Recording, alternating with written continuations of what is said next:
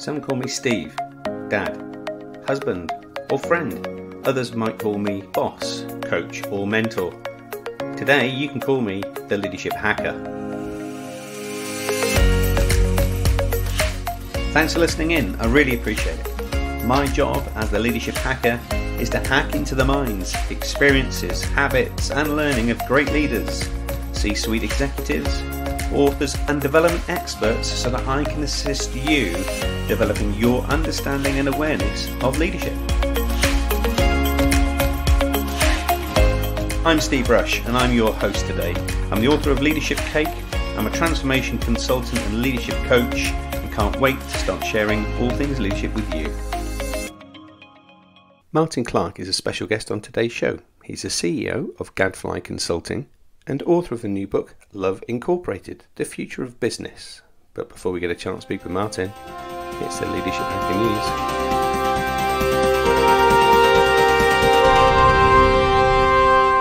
Throughout the world, there are a number of football or soccer tournaments happening. You have Copa America, and of course you have the Euros. Some of the world's biggest and most influential players and managers come together to showcase their skills and capabilities. So I wanted to explore, what can we learn from some of the best football and soccer managers in the world? Jose Mourinho is one of the best and most successful managers of his time. He has a theory of aligning personal ambition to team objectives. He offers each player a deal. If they commit to his philosophy, which will bring them success as a team, he'll do everything in his power to make sure he brings success to the individual. So by aligning the individual ambition to the team's objectives, Jose Mourinho creates a clear line of motivation which enables him to create the ideal environment for team success, which is a combination of high stakes and high belief.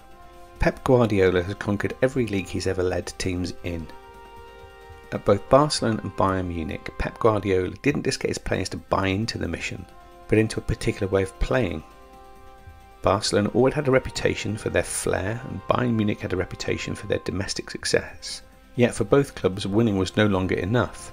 They had to win a certain style, a certain way, and Pep Guardiola focused on why.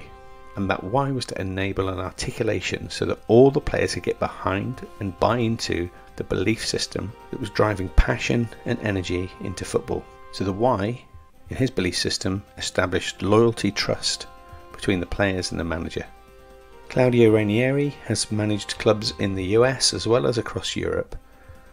But whilst as manager of Leicester City in the UK's Premier League, he achieved the seemingly impossible by winning the Premier League.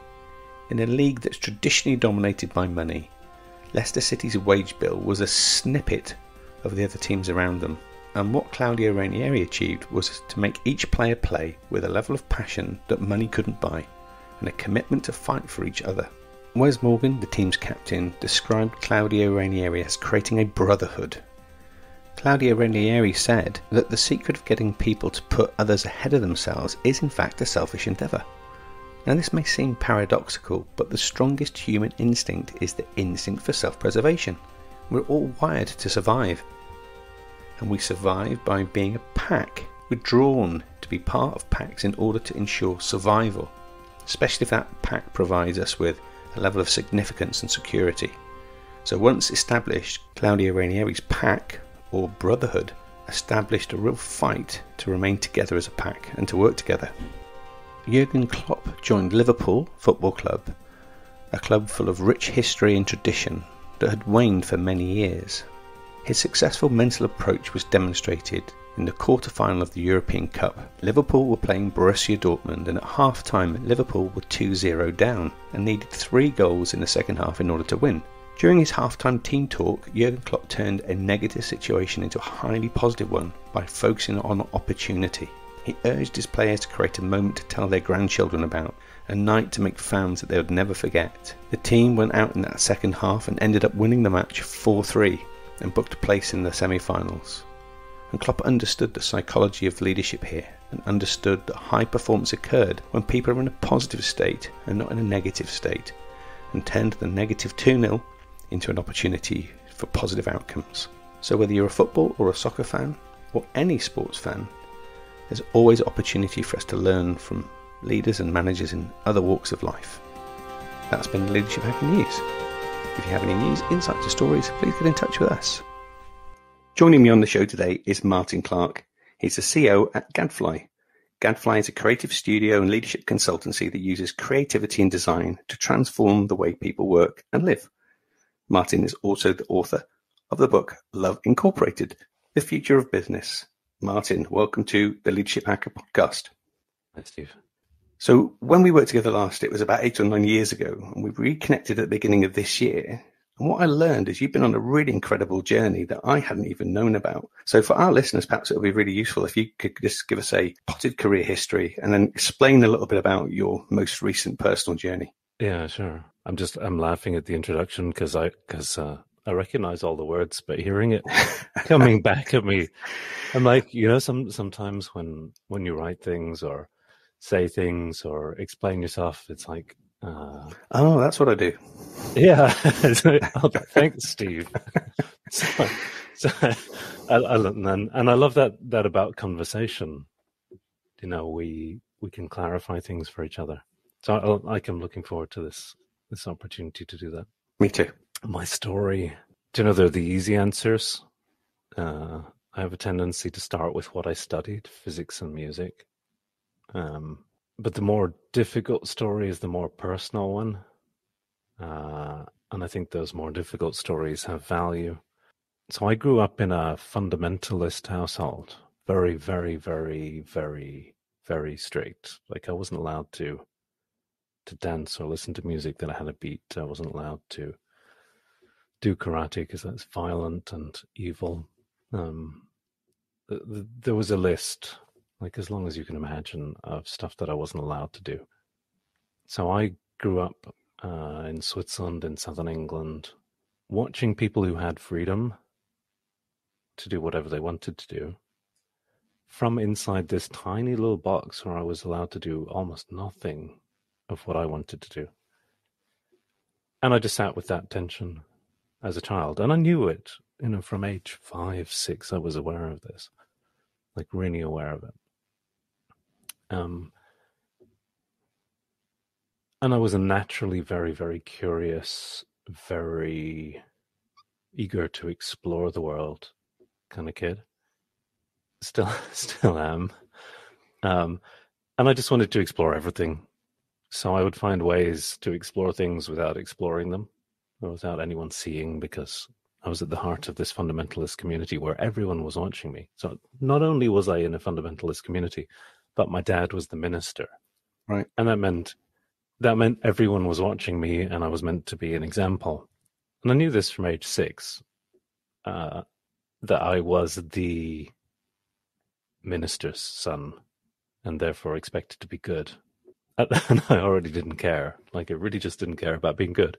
But I knew what would cause problems for me, and I knew what would get me rejected by everybody. So did you start to notice that there was an opportunity to exploit and how you might do that rather than being incognito, but how you could do that more publicly? Well, right. So I explored the community that I was in. I explored what I was allowed to explore, like right to the very, very, very edge.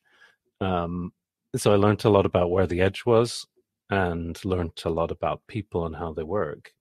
And like one of the elders in the church was a chief executive, another was a chairman of an international corporation, and I hung out at their houses, and like they weren't as narrow as my parents were. So I lived in this tiny little box. They lived in a much, much bigger box. So I was constantly darting in and out of different boxes, as I called it, in my head. One day spent driving the personal tank collection of this CEO. Another day spent with his son and his motorbike collection, knowing I wasn't allowed to drive tanks, knowing I wasn't allowed to ride motorbikes. And just kind of going, how far can I go without getting in so much trouble that my whole life will be wrecked? So I became very, very aware of boundaries and edges, and people's limitations, so people's emotional limitations, and very, very, very, very curious about all of that. And I guess that's why and how I ended up studying physics and music, and how I just ended up exploring people and how they communicate, and systems and how they work, and how people communicate within systems. And I mean, when I was 7, I decided I wanted to fly in Concorde to New York to have cool meetings, to do cool stuff, to travel the world, to influence things, to change the world. I had this idea of how the world worked because I saw these guys who had this freedom that I didn't have. Yeah. And I just wanted that freedom. Really, that's what I wanted. And of course, 30 years later, after meandering my way through studying music and physics, and I did a bit of neuropsychology and earth science, and did a degree in rocket science, and I just meandered through life, and then found myself in the position where I was flying around the world, working with leaders, doing cool stuff in cool places, realizing that it felt kind of shallow to me. Isn't that kind of ironic after that early experience of having now created that personal freedom for you, then feeling still a little empty? Yeah, absolutely. I mean, I don't want to get too deeply into my own self-psychoanalysis, but there were two aspects. One, I was looking for freedom outside myself rather than inside, and two, I realized that this system was as trapped as I was, and these people were as trapped as I was, and that at the core of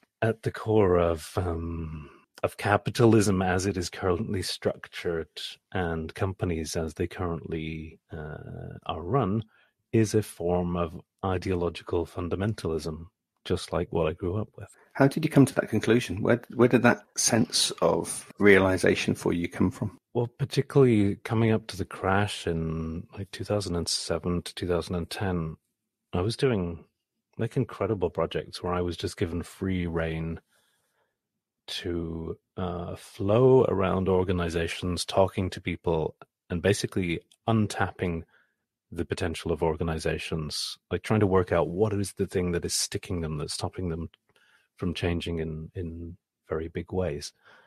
So I was working on retainer for some of the largest banks in the world, and many other companies as well. But the banks are the ones that really, really, really struck me, because I knew the crash was coming, because I felt like I understood how people were talking. I saw the numbers in the boardroom. I was working with a number of boards at the time, and everyone was trying to avoid it, avoid talking about it, avoid thinking about it, avoid the consequences of it.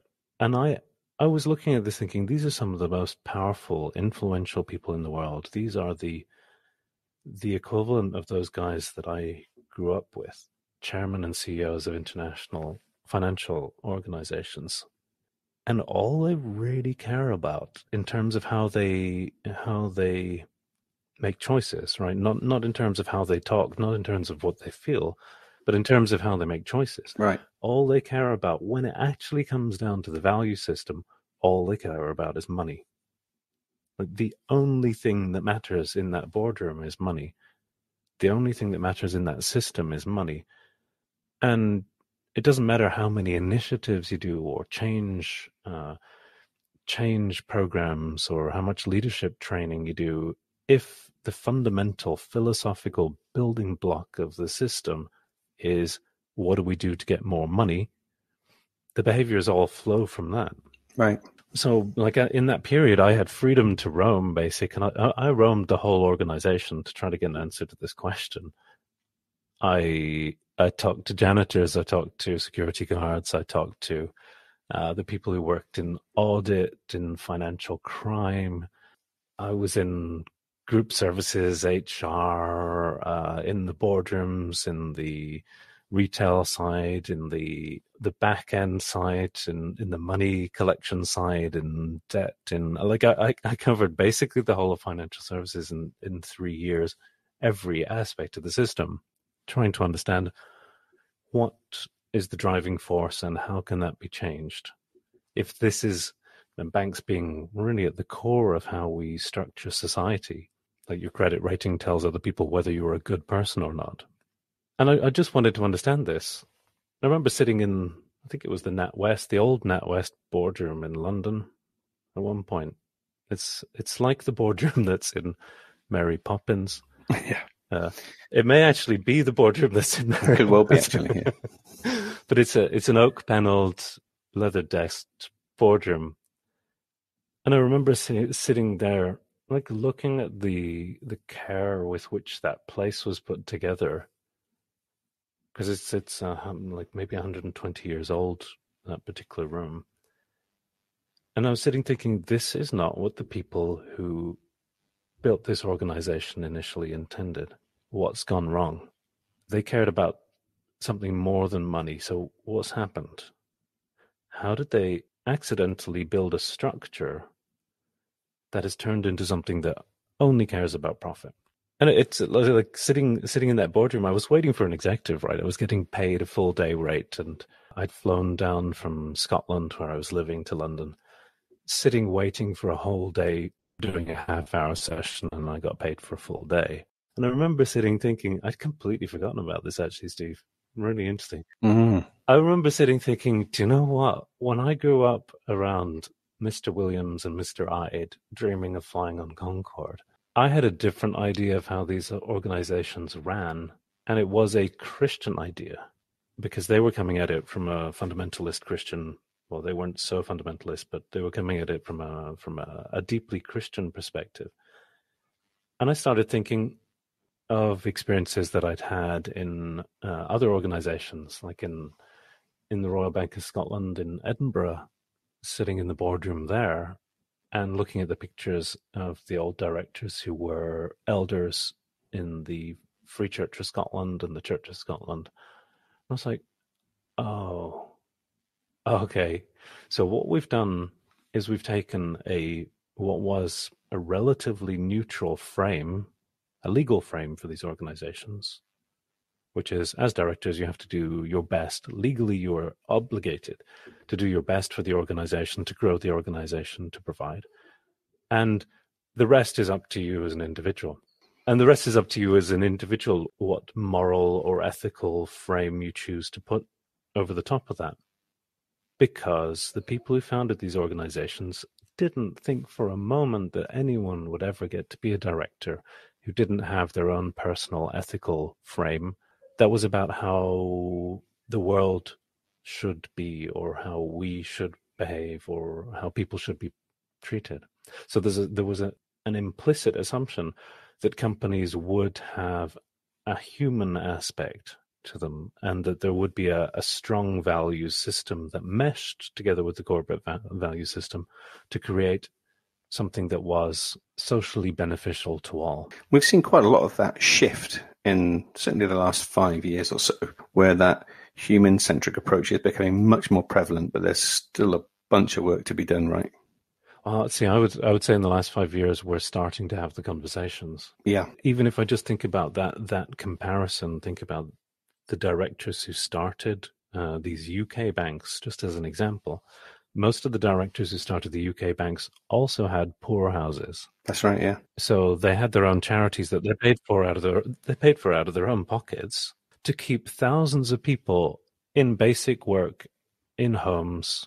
So they might have been getting paid 20 times what the average worker was getting paid, but most of their money actually went to the community. Mm. So they saw it as their duty to use that money to benefit community, and they saw their capacity to make decisions and their capacity to make sense of the complexity of the world as a responsibility, not just about whether they can get a second home in the south of France. Lots of the experiences that you've had, particularly in transitioning from your corporate careers through consultancy, has been the foundations of the book that you wrote, Love Incorporated. But before we get into that, and would love to dive into that with you, it'd be really interesting if you could also maybe share for our listeners some of the recent challenges and how you've applied some of the similar thinking in order for you to take the next steps in your personal journey. Yeah, so that journey through corporations ended very abruptly for me, not because of the crash. I was actually doing fine during the crash. I had plenty of work, lots of exciting opportunities. But I ended up moving house, and I wanted to rent for a while to have the freedom to move. Like I was really questioning lifestyle, questioning choices. Ended up renting an apartment that, well, it turned out 3 years later I discovered that it had mold in the walls and in the ceiling toxic mold. But I didn't know that at the time. So I moved into this apartment, and within a month I was just not feeling right. My lungs, I'd had asthma my whole life, and my asthma suddenly got worse. This happened sometimes. Asthma is just like, I had mild asthma. I was a hill runner and athlete, and it never stopped me from doing anything. But there are moments in life and periods where it's just worse. And I was like, okay, it's a little bit worse. I'll just cancel some of my work and give myself a break and stay at home a bit more. And then it just got worse, and I was put on oral steroids for the first time in my life, that's like the scariest ride I think that's possible chemically that I can imagine anyway.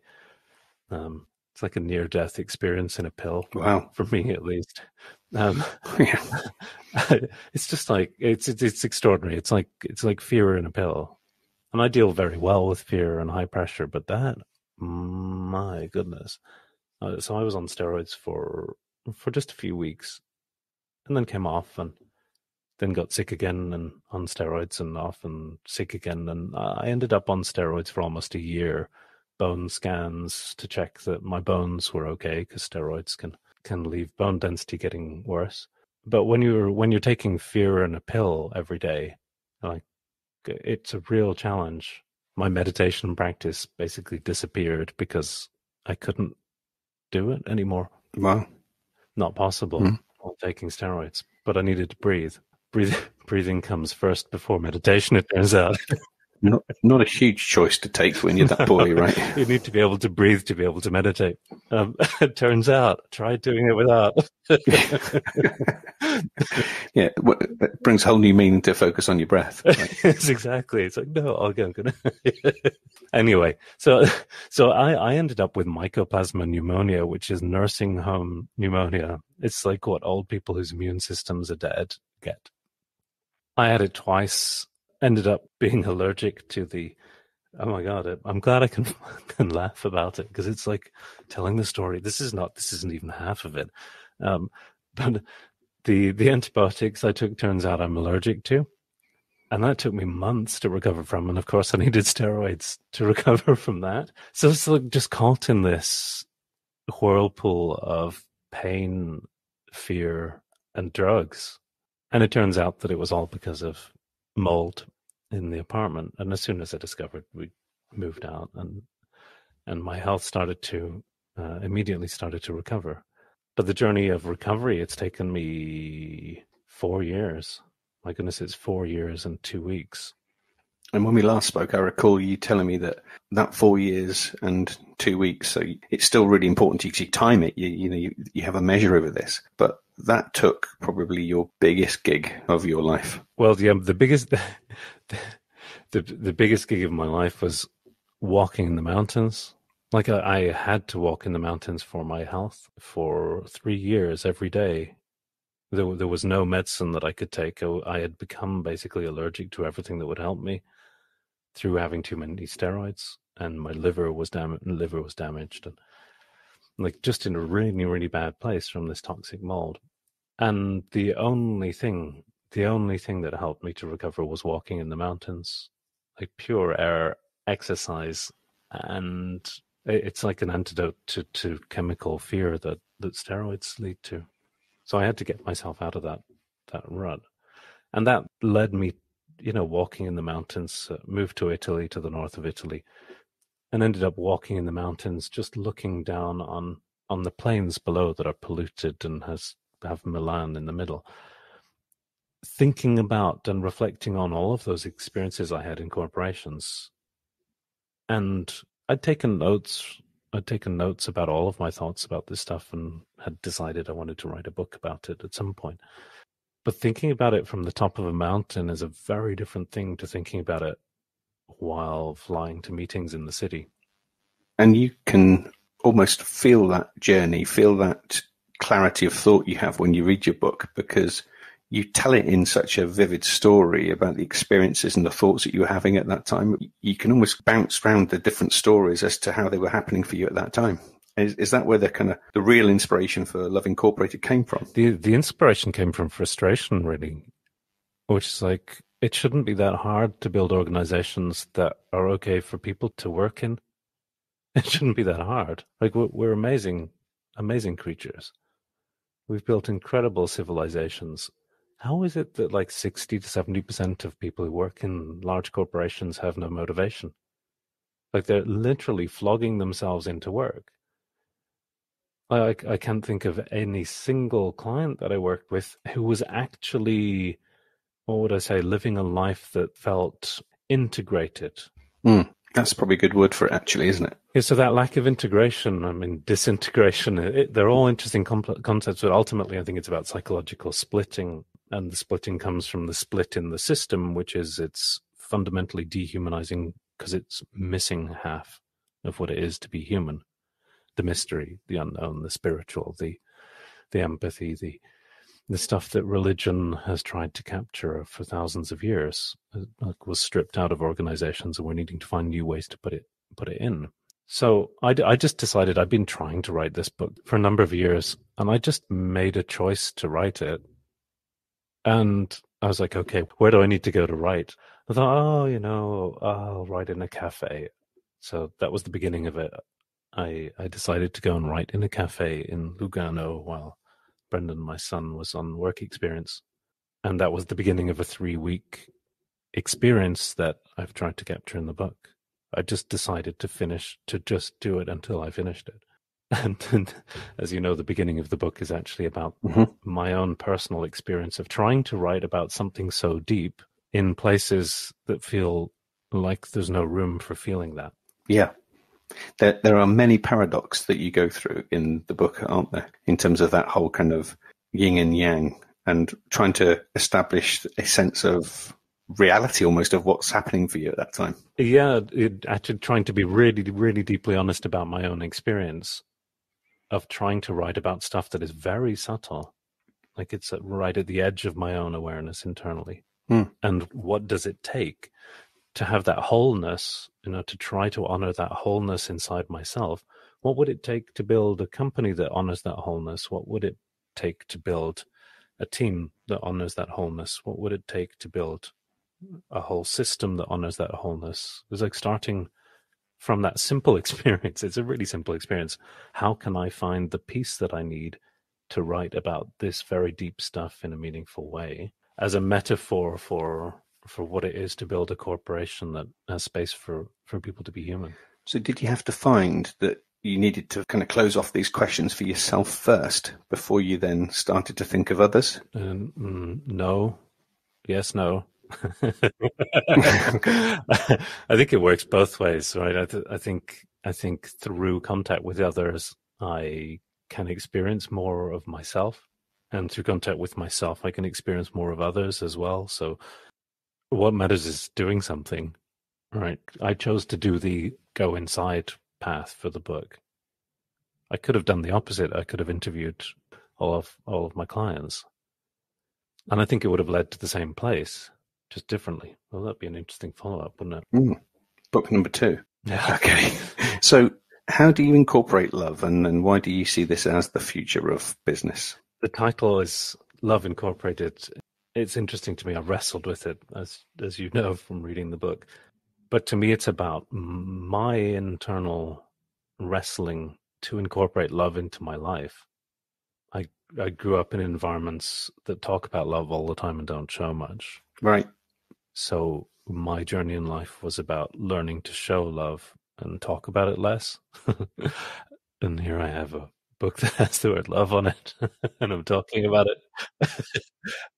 The irony behind this, though, Martyn, right, is that the word love, you just don't see it in business because it has this real strange notion that it's bagged with lots of other things that go on. And in its simplistic sense, how would you describe love in business?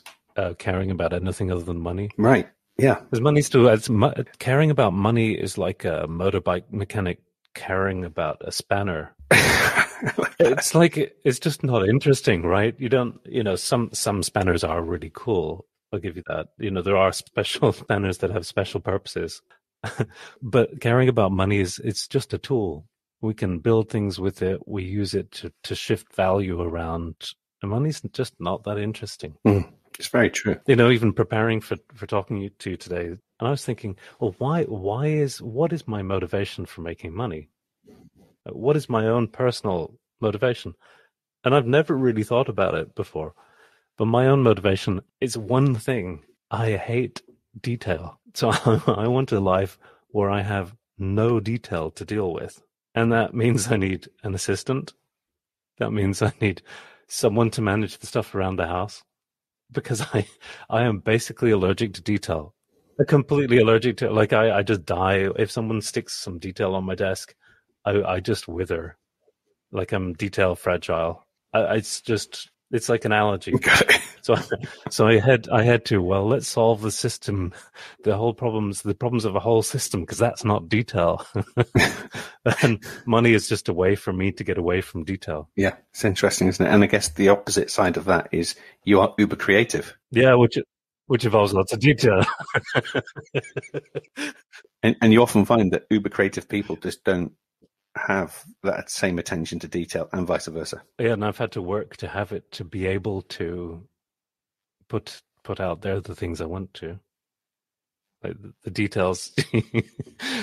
Reading the book, you'll see some of the details that I went through about, wanting the size of it to fit in a pocket, and while I'm walking in the mountains, thinking about what I'm writing, trying to design that experience so that people have an attachment experience to the book itself. And I've designed books for many years, and I love watching people pick them up. Yeah, I try to design books where people's thumbs don't get in the way of things, and when they pick them up, it feels a certain way, because that's the relationship that people have with an object very often affects how they read it. Yeah. What's really interesting is ergonomically, your book feels very different as well in your hand to other books. So did you spend time thinking about that as well? Mm-hmm. Yeah. Mm-hmm.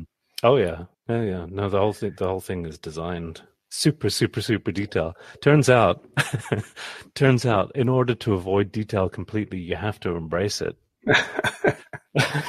Another paradox.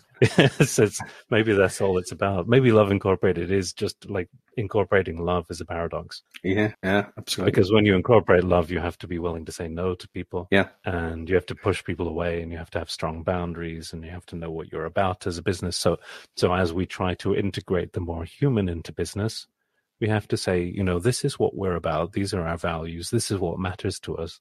This is what's meaningful to us. And I'm really sorry if you don't see that, but that's what we're about. And that's exclusionary. That is discriminatory. It will offend people. People won't like it. There are people who hate my book. And what's the reason for that? It's all about me. They didn't get to the bit where where I write about maybe our personal stories are metaphors, and that's all. Yes, exactly. And you wrap many of those in what you call the Gad5 Principles. Yes. Sadly, we haven't got time to get into all of the Gadfly Principles. Maybe that's another show. Maybe you could summarize for us what they are, and if I was reading the book or using those principles, how I might use them. I guess they're my attempt to humanize my own company. That is my attempt to capture the principles by which I have worked, and the people who've worked with me have worked over the years to promote change in organizations. And like, it's an imperfect attempt, but it's a bit like, the 10 Commandments of Gadfly. There just happen to be, how many of them are there? There used to be 87. I know I edited them down to 35 now. 35 commandments. And the purpose of the principles, it's really internal. Like, it's an internal document. It's for myself. It's for people who work with me. It's for clients. It's for people who want to engage with us as a company. But as the book is about how can we humanize companies, I framed it as this is how we came up with these principles. And if the aphorisms, the quotes that are dotted through the book and the principles, the quotes are my attempt to summarize each section. Yeah. I wanted a way to find things more easily for myself. And make sense simplistically, I guess, of them, is what I read from them. Yeah, just to try to understand what I was writing about. Yeah. What was the essence of what I was trying to say?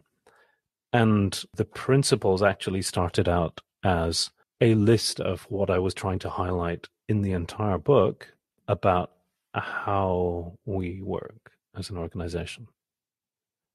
And it turns out that these principles are really quite generalizable to any organization. There's some very specific things, but they're quite general principles based on the human condition in the workplace, because they have to be to do the work that I do. So that makes them generalizably useful, I guess, to other people. The principles that all of the people who've commented to me about the book, that's the section that they comment on. They say, "Oh, the stories were amazing, but those principles, I'm just still thinking about them, and I'm still thinking about them." The benefit in having them as principles is they're just there as nudges to get you to think about you and how you and your teams are behaving and performing. They're not rules to follow; they're just principles. Yeah. And they'll always evolve, I suspect. And I numbered them for a reason. I numbered them so people would take them more seriously. Yeah. And people do take them more seriously because they're numbered. Like it was just a list of stuff, but it looked silly as a list of stuff. But the numbers actually have left me taking them more seriously and realizing that there's real depth in them that I wasn't aware of when I wrote them. And throughout the book as well, Martyn, you've got these quotes that you alluded to, and they're kind of dotted throughout the book, and appear to be kind of almost reflections that you had at some point, either writing it or reflecting on what you'd written. And there are some belters in there, by the way. I really like them. There's some really thought-provoking ones. And my favourite, I'm going to tell you, is the more grateful we are for the things that we have, the more easily we can see the harm we cause by having them. And that got me really thinking around, okay, so I'm really grateful for having these things, and then being really thoughtful around, are they serving me well, or are they serving a purpose? And it's just a really thought-provoking nudge. Do you have a favourite yourself? I have a number of favourites, but the one I can't ever forget is rain on windows connects us to nature, but the glass separates. I like that. And I can't forget it for two reasons. One is because I remember that storm hitting the windows and feeling so isolated from nature after walking in the mountains for a week, and being really grateful I was isolated from nature. and the other is that my kids, who are teenagers, always make fun of me using that one, because they're like, "Oh, you think you're some Buddha or something." So it's like keeping me humble. Kids do that wonderful thing of pulling you back into reality. I often think of myself as a bit of a sage to my kids sometimes, and then I just get the dad look and then realize I should just maybe make a cup of tea or something else instead. It's like having a daily reminder, other people may think you're cool, Dad, but we know you're not. Oh dear. Yeah, the other one I'd like to end with here, which is, I think, a summary of what I'm trying to do with my work, with Gadfly, with the book, with everything, which is power and status come with responsibility. And if we ignore that, we cause harm. Very powerful. That stares me in the face every day, every time I pick up this book. It's like, it's easy to get caught up in stuff, in money, in getting places, in success, and all sorts of stuff that really doesn't matter, but that actually causes harm if we forget other things. Yeah. So what's next for Gadfly and for you? I think just getting out and doing more of this. So I'm currently creating a framework for doing organizational interventions based on all this stuff. So individual, team, divisional, whole organizational interventions that are based on the Gadfly Leading Change framework, which is quite exciting. And we're calling it alchemy. So it's alchemy, in personal alchemy, team alchemy, divisional alchemy, organizational alchemy, systemic alchemy. So this idea that if we take lots of inputs from lots of different directions, pick the system apart in all sorts of different ways, in human ways, in analytical ways, and we really allow ourselves to be whole, everything that we are, we create the conditions in which magic can happen. And that can lead to very, very, very fast, very deep, very profound, very impactful change in organizations, not just human stuff, but in terms of how organizations structure themselves, operate. Very, very powerful way of working. How exciting. Look forward to seeing some of that work as it starts to evolve. Me too. Me too. So This is the part of the show our listeners have come to affectionately know as our closeout cadence, or whatever it is that they label it as. But we get to spin the lens around and hack into your great leadership mind. The first place I'd like to go is to hack into your top 3 leadership hacks. So I was thinking about this last night. Talking, listening, and laughing. Every intervention that I have done, every piece of work, the book, everything I do, I talk to people. And I talk with an intention to listen, to hear, to connect. And it almost always leads to laughter. And I won't talk and listen and not laugh. And I won't listen and laugh and not talk. And I won't talk and laugh without listening. So the 3 just, maybe it's just being Irish. So I think if you can all just be Irish, everything will be fine. So banter is the heart of how organizations work, and it doesn't matter who you are, doesn't matter where you are. All of the work gets done through human connection. And of course, the more you laugh, the more happy chemicals you release along the way, of course, and that only helps aid productivity. Yeah, it helps your employees to become more addicted to the organization, right? It does, yeah. Definitely so. We're just creating a different kind of addiction. Yeah. People enjoy themselves. Oh. So, hack to attack is the next place we're going to go to. Now, you've already described and shared a whacking great attack that came from a time in your life which was really tough for you. But from a corporate perspective, is there something maybe else in your life or work where that learning experience is now a core driver in what you do? Yeah, I did a giant project. It was $1 billion project that I was coordinating the human aspects of, bringing 10 corporations together into a co-creative space. It was a giant project. And I basically proposed that these corporations scrap their legal frameworks for choosing suppliers and try something new, which was basically human-centered corporate collaboration. And I'm laughing. I'm laughing because of there was a certain naivety about how I did it, but it was an incredible project, just incredible. Brought 10 very powerful teams together from around the world, and 10 corporations started to work differently together until the moment that I used one offensive word with one team in one meeting that triggered blackmail. A 200 million blackmail of withdrawal of business from one company from the other, in a giant power move that destabilized basically the whole industry. Whoa! Because it was a very high-profile project, and the whole project collapsed basically because I used one word that someone found offensive.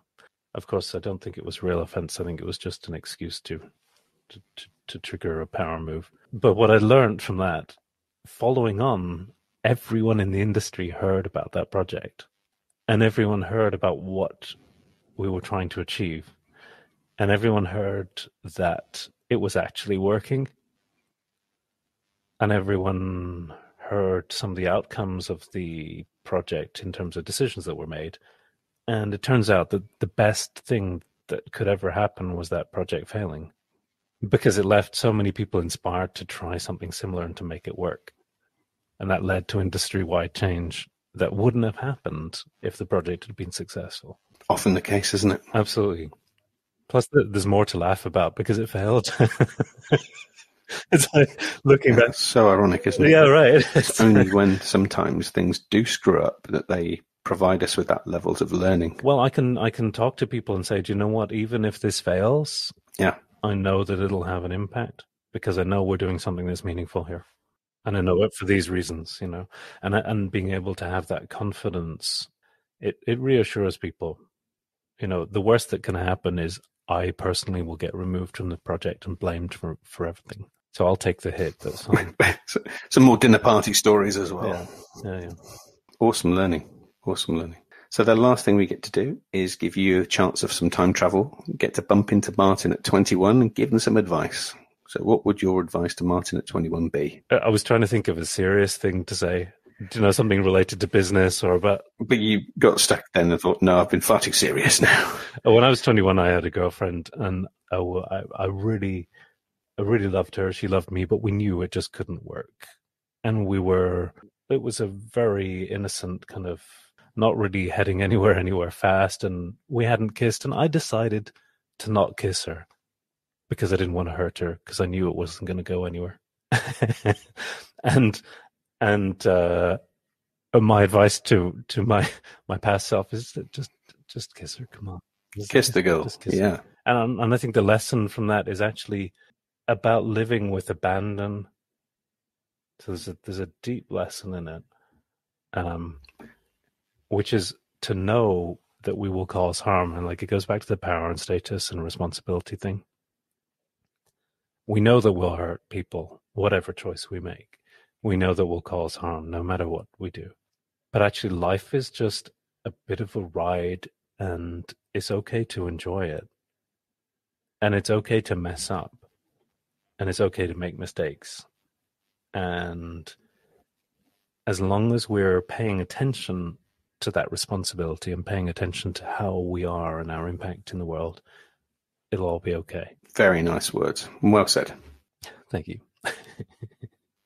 If our listeners wanted to get a copy of Love Incorporated, Martyn, and learn a bit more about what you do, where's the best place for us to send them? Amazon, any large online retailer has it.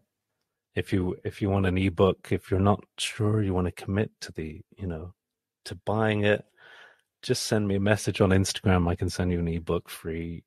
Of course, undermining my sales of ebooks. They miss out on the ergonomic feel of it, because genuinely it's the best feel of a book I think I've ever had. That sounds really crazy as I'm saying it now. That's very cool. No, it feels amazing. Yeah. And the paper smells very good as well. It's a full experience. It was designed as an immersive experience, so, and I thought very carefully about that because of the environmental impact. But I think some things are worth it. I tried to use that as a benchmark to make a book that's worth the paper, worth the destruction, that has value that it can add. And I believe it does. Adds more value than it does destruction. How about that? Yes, yeah. Exactly. Yeah. So that's, buy online or get in touch. I'm more interested in conversation and having coffee with people than I am in book sales. And we'll make sure we put some links in the show notes so people can carry on those conversations with you when we're done. Cool. I just want to say thank you, Martyn. I love chatting with you. Always do. We always have a bit of a laugh, and you always come from a completely different direction than anticipated in our conversations. And I love that about the work that you do as well. I like that you avoided using the word crazy. It's good. I might have said it unconsciously, though, with some other language you probably picked up on. But, thank you. So on behalf of our tribe, thank you for being part of our community, and thanks for being on the Leadership Hacker podcast. Thanks for the opportunities too. Thanks, Martyn. I genuinely want to say a heartfelt thanks for taking time out of your day to listen in too. We do this in the service of helping others and spreading the word of leadership. Without you listening in, there would be no show. So please subscribe now if you haven't done so already. Share this podcast with your communities and network, and help us develop a community and a tribe of leadership hackers. And finally, if you'd like me to work with your senior team, your leadership community, keynote an event, or you would like to sponsor an episode, please connect with us via our social media. And you can do that by following and liking our pages on Twitter and Facebook. Our handle there is @LeadershipHacker. Instagram, you can find us there at _leadership_hacker, and at YouTube, we're just Leadership Hacker. So that's me signing off. I'm Steve Rush, and I've been the Leadership Hacker.